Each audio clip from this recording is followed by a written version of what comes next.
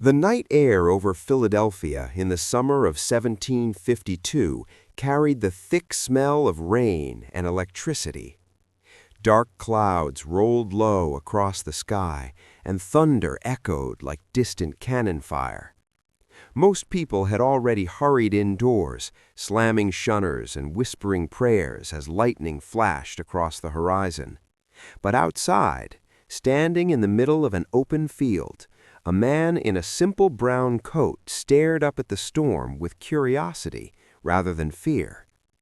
In his hand was a kite string. Attached to the string was a small metal key, and beside him stood his young son, watching as the wind pulled the kite higher and higher into the darkening sky. When lightning finally cracked across the clouds, something extraordinary happened. The wet kite string conducted a tiny electric spark down toward the metal key. The man reached out and felt the faint charge on his knuckle. It was small, almost insignificant, but in that moment he proved something that would change science forever. Lightning, the terrifying force people had feared for thousands of years, was electricity. The man holding that kite string was Benjamin Franklin, and the moment would become one of the most famous scientific experiments in history. But what's remarkable is not just that Franklin helped unlock the secrets of electricity. What's remarkable is that he did it while also being a printer, writer, inventor, diplomat, philosopher, businessman, political thinker, and one of the founding architects of the United States. Long before modern ideas about innovation, interdisciplinary thinking, or lifelong learning became fashionable, Franklin had already lived them. In many ways, Benjamin Franklin wasn't just a man of the 18th century. He was a man who seemed to belong to the future. To understand why, we have to go back to the very beginning. Long before the kite experiment, before the American Revolution, before Franklin became one of the most famous men in the world. We have to start in a small wooden house on Milk Street in colonial Boston in the winter of 1706. At the time, Boston was a rough and crowded port town in the British colonies of North America. Ships creaked in the harbor. Sailors shouted in the streets, and the smell of salt water mixed with wood smoke from hundreds of chimneys. The colonies were still young and uncertain, fragile settlements stretched along the Atlantic coast. Inside one of those houses lived a candle maker named Josiah Franklin and his wife Abiah Folger Franklin. They had a lot of children, 17 to be exact. Benjamin Franklin was the 15th. Life in such a large household was noisy, crowded, and busy. There were always chores to do, meals to prepare, candles to make, and younger children to watch. The Franklin family was not wealthy. Josiah made candles and soap, essential items in a world without electricity. But the work was hard, and the profit was modest. From an early age, young Benjamin showed signs that he was different from the other children. He was endlessly curious. While many boys his age spent their time playing in the streets or helping with manual labor, Benjamin devoured books whenever he could find them. Books were expensive at the time, but he borrowed them from friends, neighbors, and local shops. History, science, philosophy, religion, it didn't matter. If it had ideas inside it, Franklin wanted to read it. His father originally hoped Benjamin might become a clergyman, which was one of the most respected professions available in colonial society. But formal education required money the family simply didn't have. After only 2 years of schooling, Benjamin was pulled out and sent to work in his father's candle shop. The work was dull and repetitive. Cut the wicks, dip the candles, stack them to dry, day after day. Benjamin hated it. Years later, he would write that he had no inclination for the trade. The smell of boiling tallow filled the air, and the young boy dreamed of something more exciting than candle making. What fascinated him most was the world of ideas. Fortunately, his father eventually noticed this and arranged for Benjamin to apprentice with his older brother, James Franklin, who owned a printing shop. This decision would change everything. Printing in the early 1700s was one of the most powerful professions in the world of ideas. Newspapers, pamphlets, and books were the internet of the 18th century. Printers controlled how information spread, what people read, and how political debates unfolded. Inside James Franklin's print shop, Benjamin suddenly found himself surrounded by exactly what he loved most: words, ideas, arguments. Stacks of paper filled the room, ink stained the wooden tables. The rhythmic clank of the printing press echoed through the shop as pages rolled out one after another. Benjamin worked hard, setting type and learning the technical side of the business. But what fascinated him most was the content itself. He read everything that passed through the press. Soon he began secretly writing essays of his own. The problem was that his brother James didn't take him seriously. Benjamin was just a teenage apprentice, and the idea that he might contribute intellectually to the newspaper seemed ridiculous. So Benjamin did something clever. One evening, he slipped a letter under the door of the print shop. The letter was written under the fake identity of a witty middle-aged widow named Silence Dogood. The letter was funny, clever, and full of sharp social commentary about life in colonial Boston. James Franklin loved it. He printed the letter in his newspaper, the New England Courant. Readers loved it too. Soon, more letters from Silence Dogood appeared, each one entertaining and insightful. People speculated who the mysterious writer might be.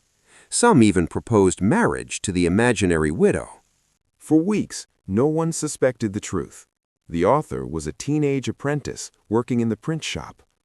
When Benjamin finally revealed that he was the writer, his brother was furious rather than impressed. Their relationship grew increasingly strained, and the situation eventually became unbearable. At 17, Benjamin Franklin made a bold decision. He ran away from Boston. Running away was illegal at the time because apprentices were legally bound to their masters. But Franklin was determined to find a place where he could build a life on his own terms. He first traveled to New York, searching for work in printing shops.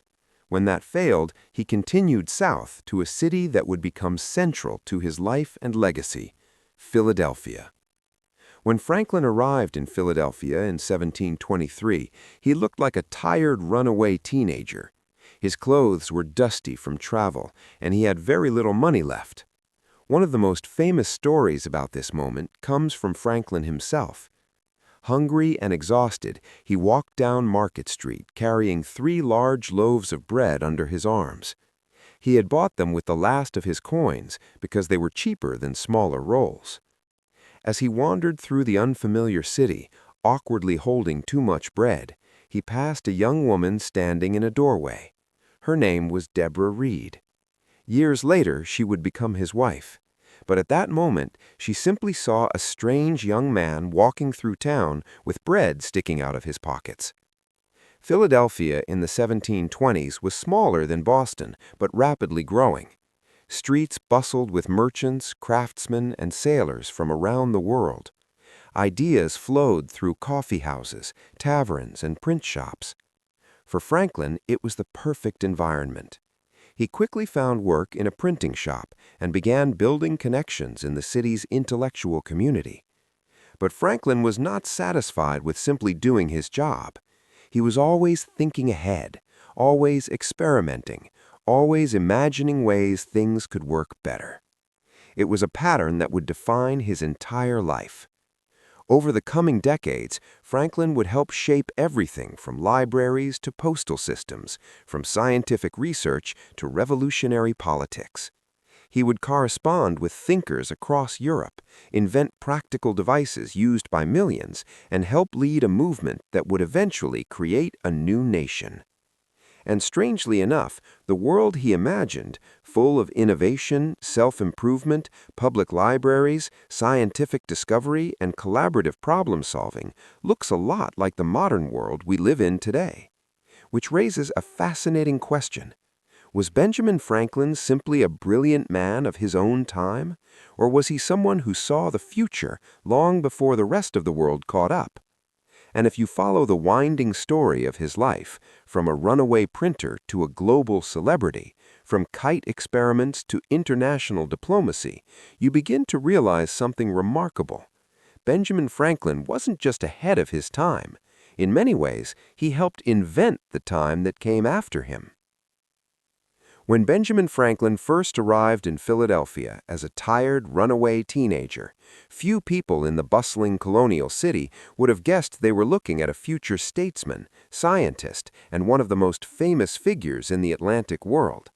At that moment, he was simply a skinny 17-year-old apprentice printer with ink-stained hands, a sharp mind, and an ambition that seemed almost too large for the narrow streets of the colonial port. Philadelphia in the early 1720s was a city alive with possibility.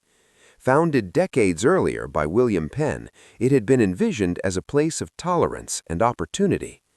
Unlike many older colonial towns, Philadelphia was organized on a rational grid, its streets wide and orderly.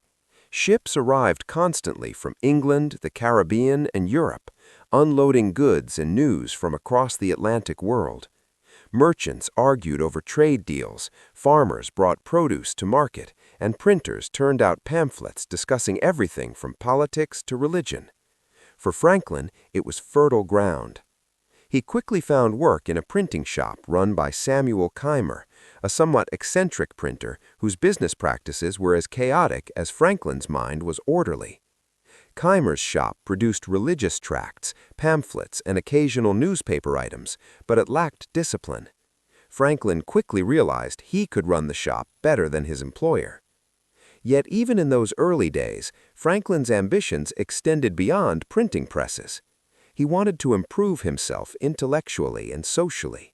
More importantly, he wanted to create a community of people who believed in the power of knowledge and practical improvement. At the time, formal education was limited in the colonies. Universities were few, books were expensive, and intellectual conversation was often confined to small circles of clergy or wealthy elites. But Franklin believed knowledge should not be restricted to the privileged. So, in 1727, when he was just 21 years old, he founded something remarkable. He created a small discussion group called the Junto. The Junto was not a formal institution. It was simply a gathering of curious and ambitious young men who met weekly to discuss ideas and improve themselves. Yet the principles behind it were revolutionary. Members included artisans, shopkeepers, clerks, surveyors, and tradesmen, people who normally had little access to intellectual life. They gathered in taverns and back rooms, sitting around wooden tables late into the evening while candles flickered and tankards of ale slowly emptied. Each meeting followed a structured format. Franklin designed a list of questions meant to encourage thoughtful discussion. Members asked one another things like, "Have you met with anything in the author you last read remarkable or suitable to be communicated to the Junto? What unhappy effects of intemperance have you lately observed? What defects in the laws of your country are of importance to be amended? What good have you done this day?" These questions might sound simple, but they reflected Franklin's worldview. He believed ideas were valuable only if they helped improve society and individual character. The Junto became a laboratory of civic innovation.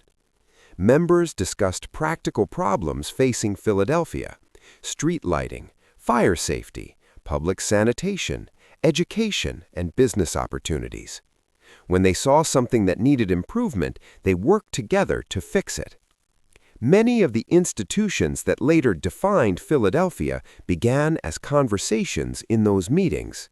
And one idea in particular would transform access to knowledge in America. Books were rare and expensive in the colonies. A single imported volume from England could cost a significant portion of a worker's wages. Even the most curious readers often could not afford their own libraries. Franklin noticed this problem during junto meetings. Members constantly referenced books they wished they had access to. So Franklin proposed a radical solution. Instead of each person buying their own books, what if they pooled their money and created a shared collection? In 1731, that idea became reality with the founding of the Library Company of Philadelphia, the first successful subscription library in the American colonies. The concept was simple but groundbreaking. Members paid a small fee to join, and that money was used to purchase books. Those books were then shared among the members. For the first time, ordinary tradesmen and merchants could read works of science, philosophy, history, and literature that had previously been accessible only to wealthy elites. The library quickly grew. Shelves filled with volumes from London and Europe. Books circulated throughout the city, fueling conversations and debates. Philadelphia slowly became one of the most intellectually vibrant places in colonial America. The library's influence extended far beyond its walls. Other towns copied the idea, spreading the concept of subscription libraries across the colonies. In many ways, Franklin had helped democratize knowledge decades before the creation of modern public libraries. But Franklin's ambitions were not purely intellectual. He also wanted financial independence. To achieve that goal, he focused intensely on building a successful printing business. By the late 1720s, Franklin had gained enough experience and connections to open his own shop. His timing was perfect. Philadelphia was growing rapidly, and demand for printed materials was increasing. Merchants needed advertisements, governments needed official documents, and readers wanted newspapers and pamphlets. Franklin proved not just a skilled printer, but also an excellent businessman. He worked long hours, carefully managing expenses and constantly looking for opportunities. His reputation for reliability and efficiency quickly spread. One of his greatest successes came in 1729 when he purchased a struggling newspaper called the Pennsylvania Gazette. Under Franklin's leadership, the paper was transformed. He filled its pages with engaging essays, humorous commentary, news reports, and advertisements. Unlike many colonial newspapers, which were dull and overly formal, Franklin's Gazette had personality. Readers loved it. The paper became one of the most popular publications in the colonies. Franklin also used the newspaper as a platform to promote civic improvement. He wrote articles encouraging better street cleaning, organized fire protection, and more effective policing. In essence, he was using media to influence public policy long before modern journalism took shape. But perhaps Franklin's most famous publishing success arrived in 1732 with the creation of a small annual booklet that would become legendary. It was called Poor Richard's Almanac. Published under the pseudonym Richard Saunders, the almanac was packed with practical information for everyday colonial life. It included weather forecasts, calendars, astronomical data, farming tips, and household advice. But what truly captured readers' attention were Franklin's witty sayings and proverbs. Short, memorable lines like, "Early to bed and early to rise makes a man healthy, wealthy, and wise. A penny saved is a penny earned. Lost time is never found again." These sayings spread rapidly across the colonies. Farmers quoted them, merchants repeated them, families pinned them to walls. Through humor and wisdom, Franklin was shaping American cultural values, promoting thrift, hard work, education, and personal responsibility.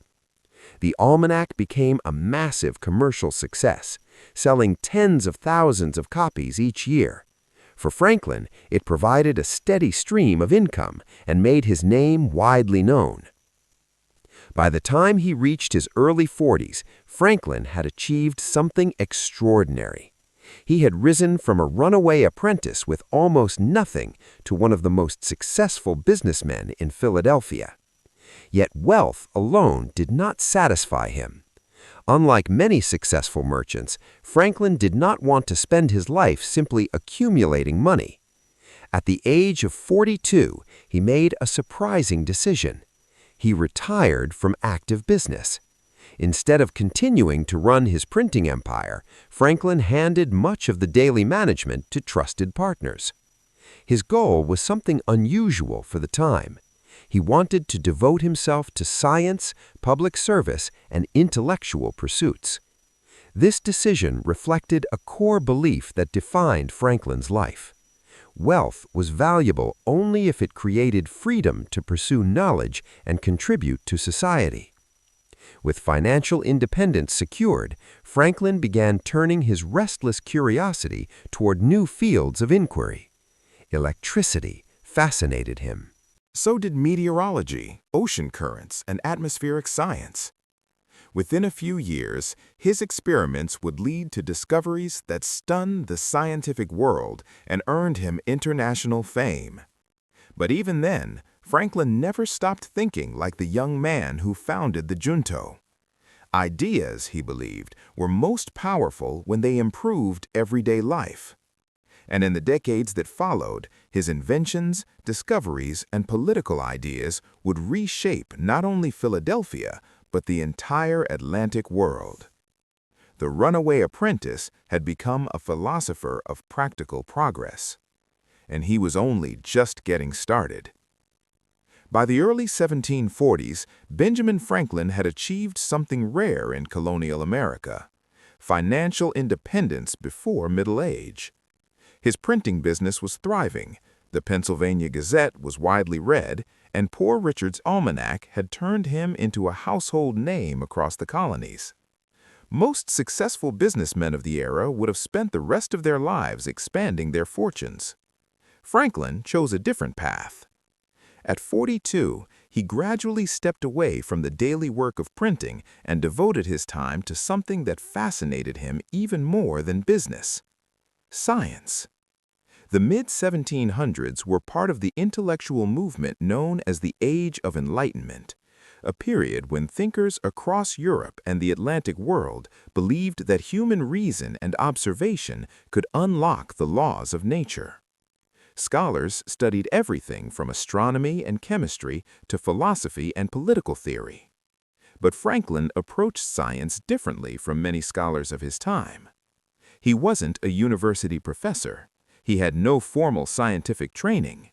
Instead, he was a self-taught experimenter driven by curiosity and practicality. He didn't simply want to understand nature, he wanted to find ways to improve everyday life. This mindset would soon lead him into one of the most mysterious scientific fields of the 18th century: electricity. In the early 1700s, electricity was still poorly understood. European scientists had discovered that rubbing certain materials together could create small sparks or static charges, but the phenomenon seemed more like a scientific curiosity than a useful force. In salons and laboratories across Europe, experimenters entertained audiences by generating tiny shocks with glass tubes and friction machines. Electricity was almost treated like a party trick. Franklin believed it was something far more important. Around 1746, news of new electrical experiments from Europe reached Philadelphia. Franklin became deeply interested and began conducting experiments of his own using equipment sent by the Royal Society in London. Soon, his home became a laboratory. Glass tubes, wires, metal plates, and strange mechanical devices cluttered the rooms. Franklin and his friends spent hours generating sparks and studying how electricity behaved. Unlike many experimenters who simply repeated demonstrations, Franklin began forming theories. He proposed that electricity was a kind of invisible fluid that could move between objects. When one object had too much of this electrical fluid and another had too little, a spark could jump between them. Today, we would describe this concept as positive and negative charge. In fact, Franklin himself introduced the terms positive and negative to describe electrical states, a vocabulary still used by scientists today. But Franklin's curiosity did not stop at small laboratory sparks. He began wondering about something far more dramatic: lightning. For thousands of years, lightning had terrified human beings. It shattered trees, burned buildings, and killed livestock without warning. Many people believed it was a supernatural force, perhaps the anger of God. Franklin suspected something else. What if lightning was simply electricity on a massive scale? It was a radical idea at the time, but Franklin believed it could be tested. Initially, he proposed building a tall metal rod on top of a church steeple to collect electrical charge from a passing storm. But before that experiment could be completed, he devised another, simpler method. In 1752, during a thunderstorm in Philadelphia, Franklin carried out what would become one of the most famous experiments in scientific history.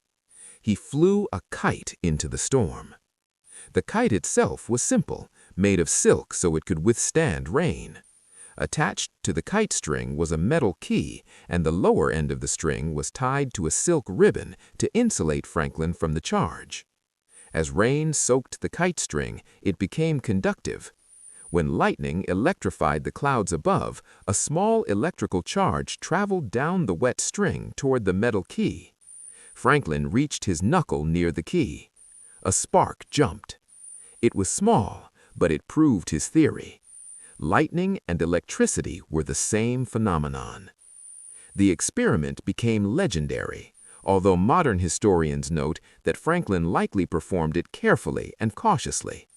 A direct lightning strike would have been fatal, and other experimenters attempting similar demonstrations later became killed. Still, Franklin's insight transformed scientific understanding. Soon afterward, he invented a device that would save countless lives and buildings: the lightning rod. The concept was brilliantly simple. A pointed metal rod placed on top of a building could safely attract electrical charge from the air and direct it into the ground through a metal wire. Instead of lightning striking randomly and causing fires, the electricity would travel harmlessly into the earth. Churches, homes, and public buildings soon began installing lightning rods across the colonies and Europe. The invention dramatically reduced the number of fires caused by lightning strikes. Yet surprisingly, the lightning rod was controversial. Some religious leaders argued that lightning was an instrument of divine will. Interfering with it, they claimed, was like trying to override God's plan. Franklin disagreed.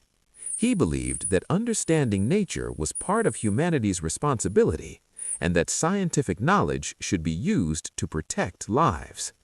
His invention spread rapidly, and eventually even critics accepted its usefulness. Franklin's reputation as a scientist grew quickly.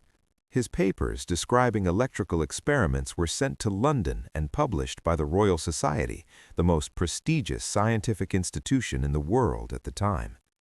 In 1753, he received the Copley Medal, the Society's highest honor. For a self-taught scientist from the American colonies, this recognition was extraordinary. Franklin had become internationally famous. But electricity was only one area of his scientific curiosity. Franklin constantly looked for ways to solve everyday problems through invention. One of the most practical was the Franklin stove. In colonial homes, traditional fireplaces were inefficient and dangerous. Much of the heat escaped through chimneys, leaving rooms cold while consuming large amounts of firewood. Franklin designed a metal stove that could produce far more heat using less fuel. The stove also directed smoke more efficiently, improving indoor air quality. Although later versions were modified by others, Franklin's design helped inspire more efficient heating systems across Europe and North America.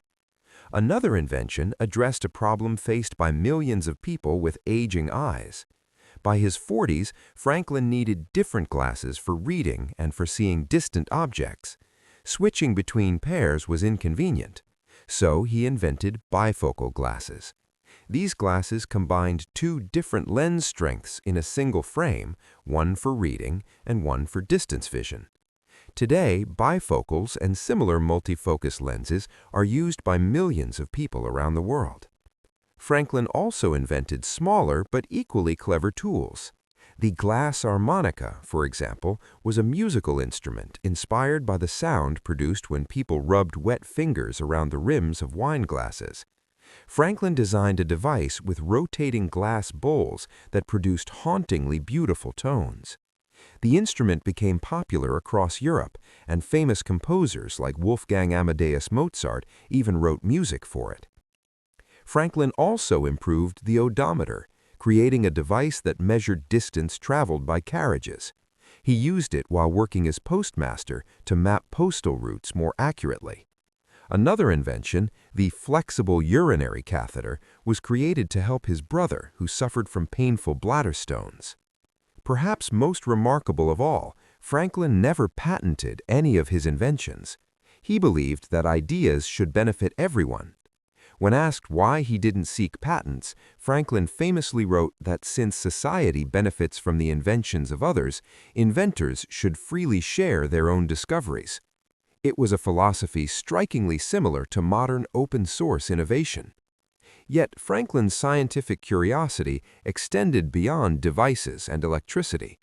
He also studied weather patterns and ocean currents. While traveling across the Atlantic, Franklin noticed that ships moving between Europe and North America often followed inefficient routes. By gathering data from sailors and conducting observations, he helped map the Gulf Stream, the powerful ocean current flowing along the eastern coast of North America. Understanding the Gulf Stream allowed ships to shorten travel time significantly. It was another example of Franklin's ability to connect scientific observation with practical benefits. By the mid-1750s, Franklin had become one of the most respected intellectual figures in the Atlantic world. He was no longer just a colonial printer. He was a scientist whose ideas were discussed in London, Paris, and beyond. But history was moving toward a turning point. Tensions between the American colonies and the British Empire were beginning to grow. Political debates about taxation, representation, and imperial authority were spreading through newspapers and assemblies. Franklin, with his unique combination of scientific fame, political insight, and diplomatic skill, would soon find himself drawn into those conflicts. The man who had once chased lightning with a kite was about to step onto a much larger stage. And the experiments that made him famous would soon help open doors in the royal courts of Europe, where Franklin would play a critical role in shaping the future of a nation that did not yet exist. By the early 1760s, Franklin had already lived several remarkable lives.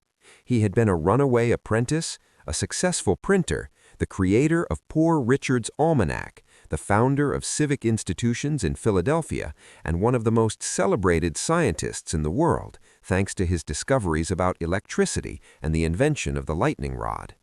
Yet the most dramatic chapter of his life was still ahead.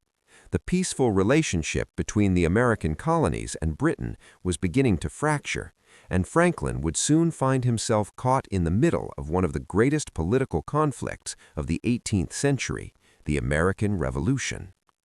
Ironically, Franklin did not begin as a revolutionary. For many years, he believed the British Empire could remain united. Like many colonial leaders, he considered himself both an American and a loyal British subject. He admired British culture, had many friends in London, and spent years living there. In fact, Franklin served as colonial representative in Britain for several colonial colonies, including Pennsylvania. His job was essentially diplomatic. He communicated colonial concerns to British officials and attempted to negotiate fair policies.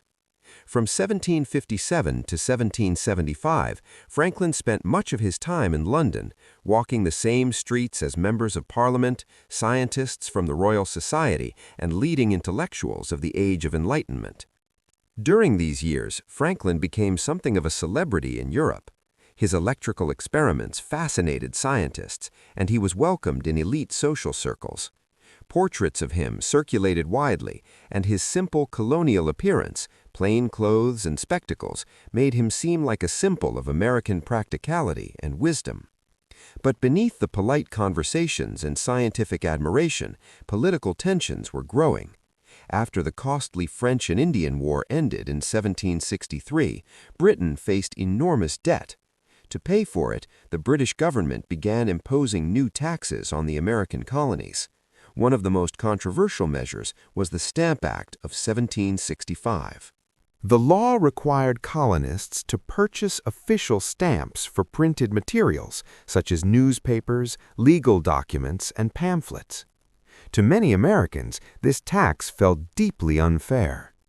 The colonies had no representatives in the British Parliament, yet Parliament was imposing taxes on them. The phrase, "no taxation without representation," soon echoed through colonial protests. Franklin initially tried to calm tensions. He argued that the colonies should contribute to imperial defense, but insisted that taxes should be approved by colonial assemblies rather than imposed directly by Parliament. In 1766, Franklin testified before the British Parliament in a dramatic hearing that lasted several hours.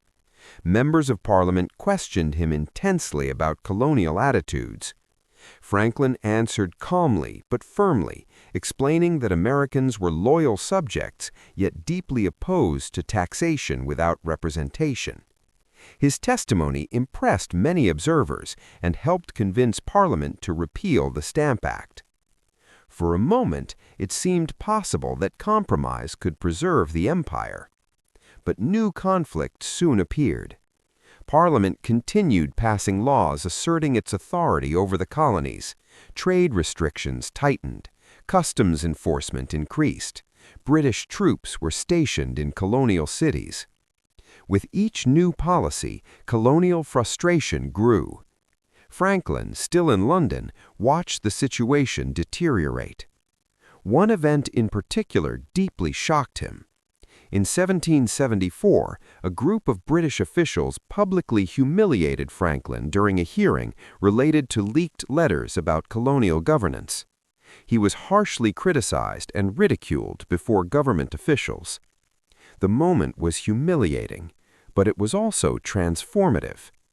Franklin realized that many British leaders no longer viewed the colonies as partners within the empire. Instead, they saw them as subordinate territories that needed to be controlled. The hope of reconciliation began to fade. Soon afterward, Franklin returned to Philadelphia. The colonies were now moving rapidly toward confrontation with Britain.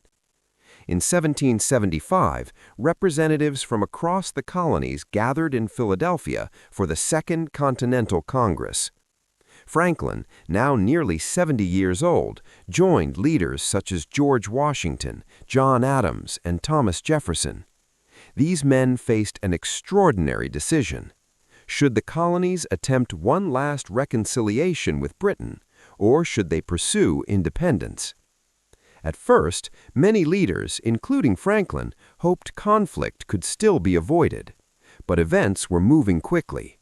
Fighting had already begun at battles of Lexington and Concord in 1775. Soon afterward, Congress created the Continental Army and appointed George Washington as its commander. The colonies were now effectively at war. Franklin played several roles during this critical moment.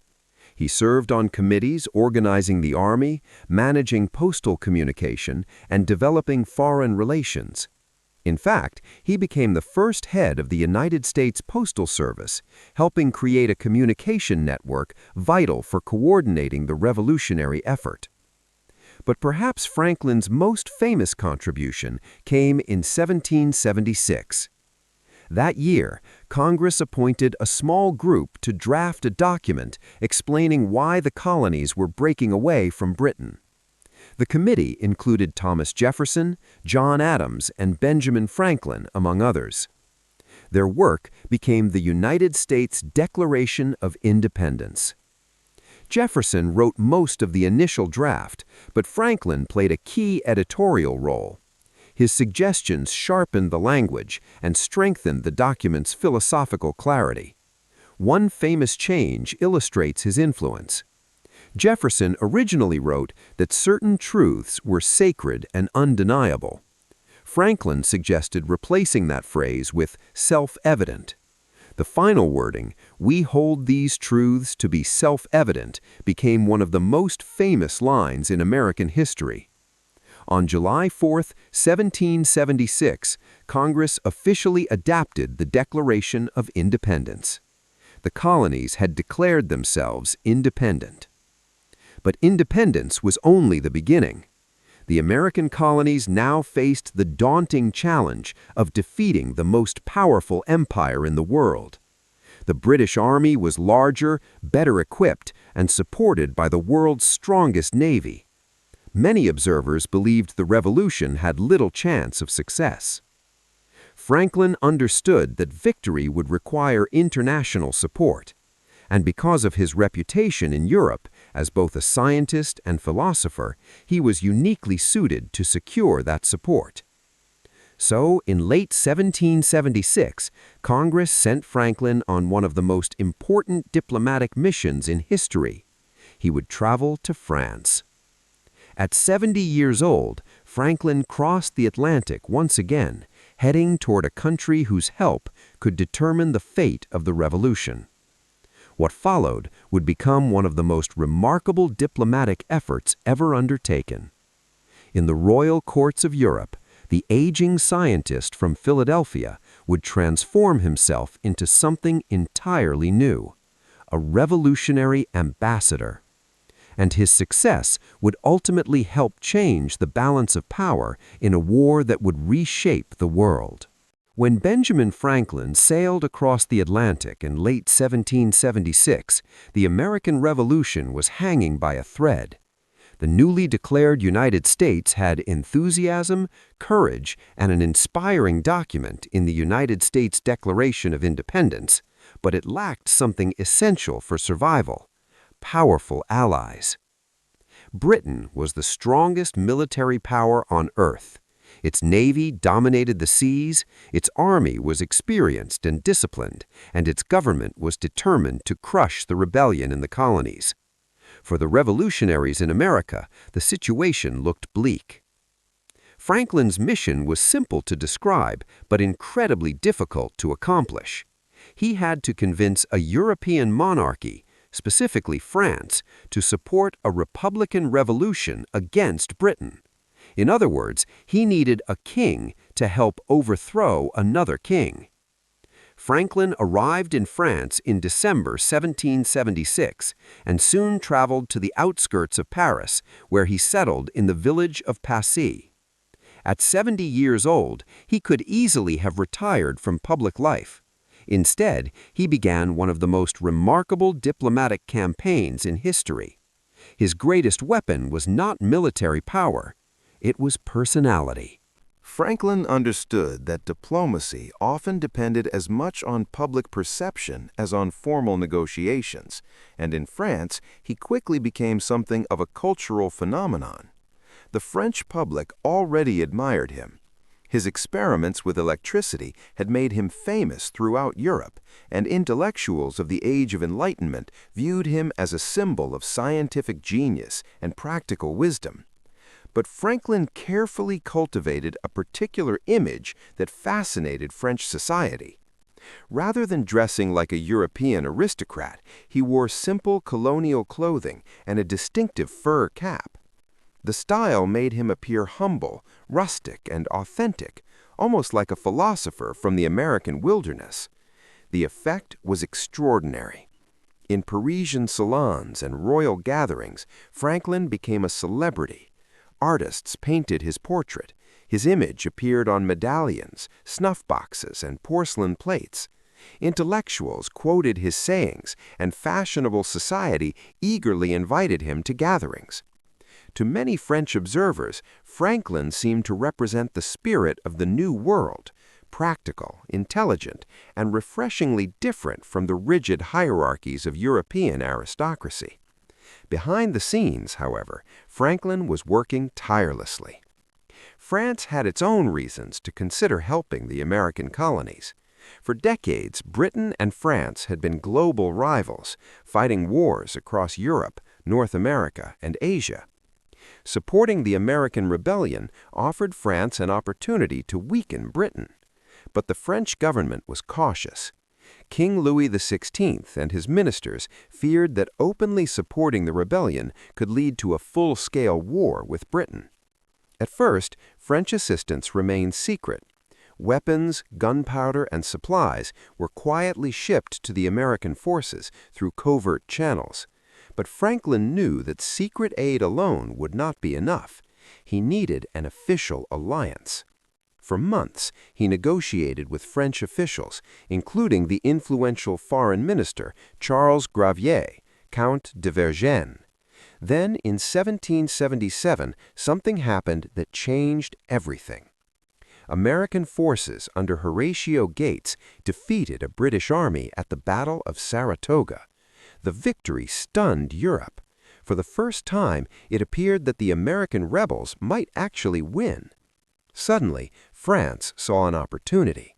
In 1778, Franklin successfully negotiated the Treaty of Alliance between the United States and France.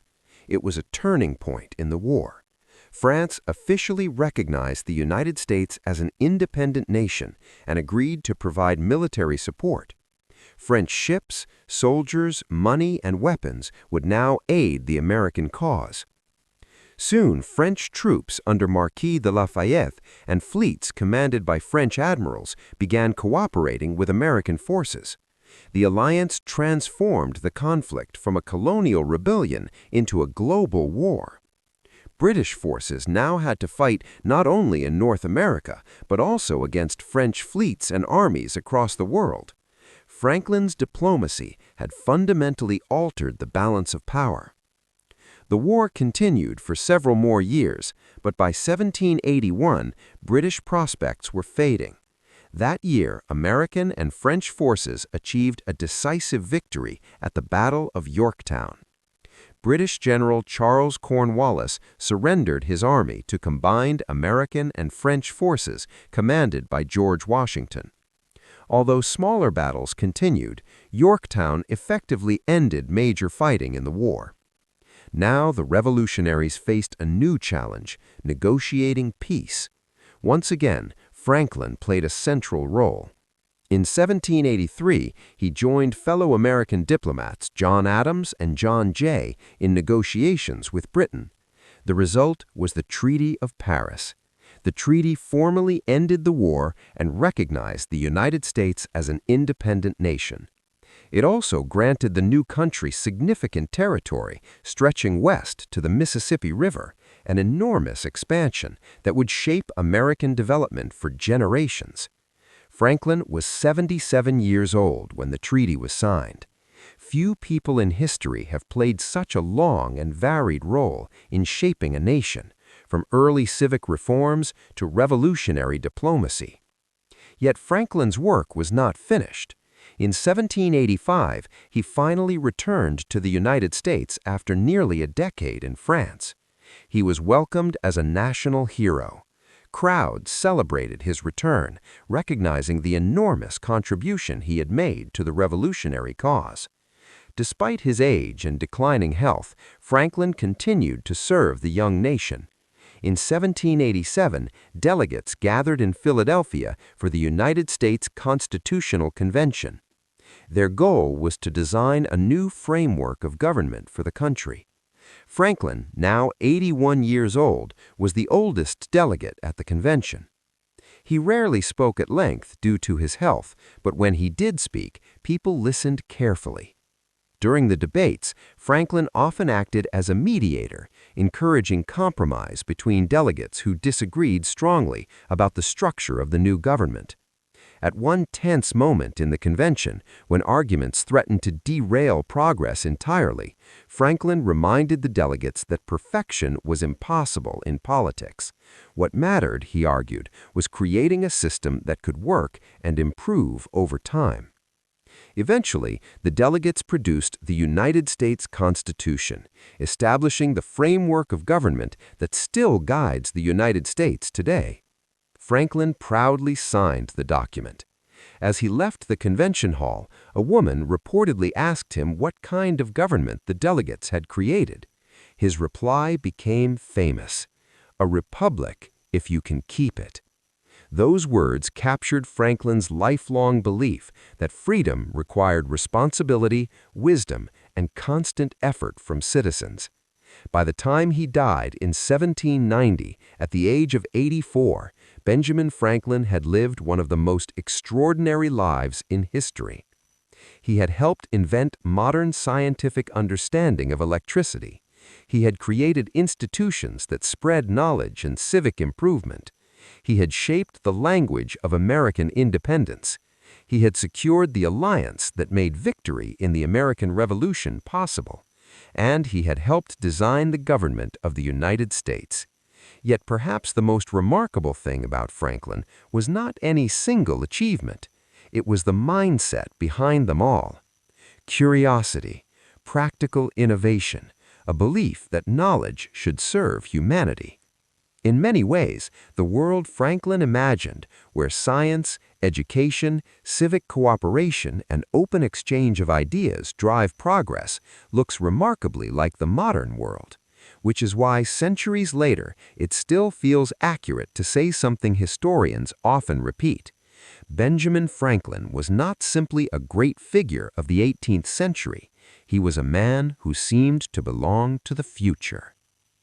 If this journey through history sparked your curiosity, don't forget to like, subscribe, and share your thoughts below.